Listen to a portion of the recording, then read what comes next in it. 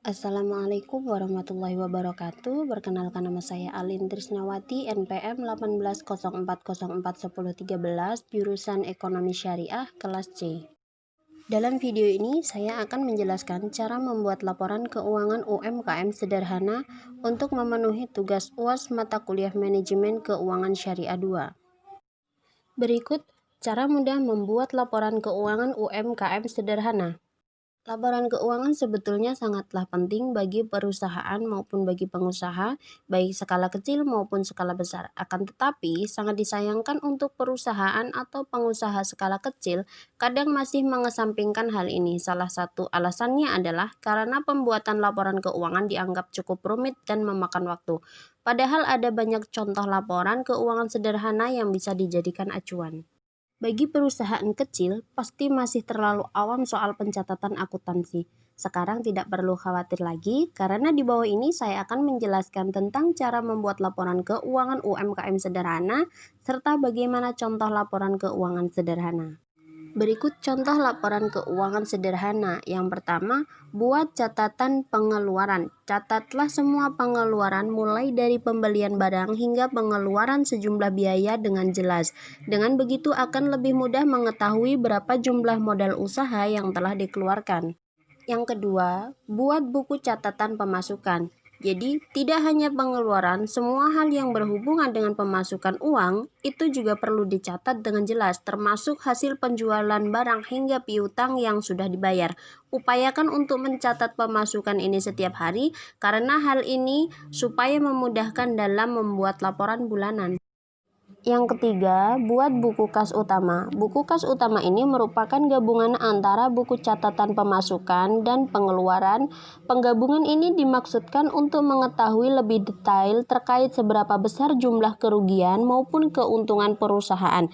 Selain itu, pembuatan buku kas utama ini juga bisa dipakai sebagai dasar pembuatan perencanaan strategi perusahaan atau pengusaha di masa depan. Yang keempat, buku stok barang. Pencatatan arus keluar masuk harus dilakukan secara kontinu dan setiap hari. Buku stok barang ini juga dapat digunakan untuk memonitor jumlah persediaan barang yang dimiliki perusahaan.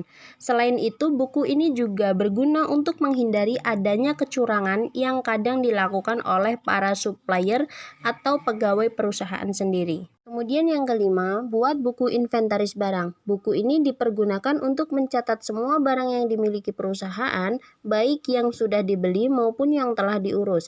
Selain itu, buku ini pun dapat berfungsi sebagai aset supaya perusahaan tetap terkendali. Contoh laporan keuangan sederhana yang diperuntukkan bagi usaha kecil.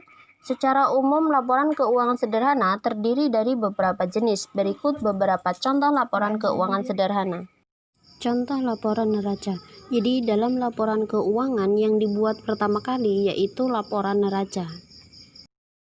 Kemudian contoh laporan keuangan laba rugi. Jadi, laporan keuangan laba rugi itu merupakan laporan yang dibuat setelah laporan neraca berhasil.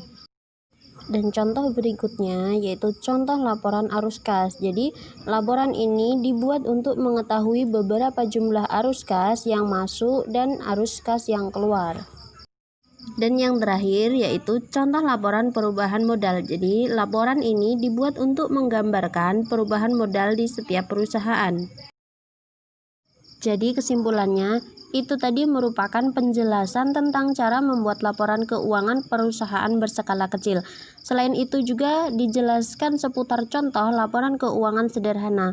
Beberapa contoh laporan keuangan sederhana di atas dapat menjadi referensi bagi perusahaan kecil yang masih bingung dalam penyusunan yang benar.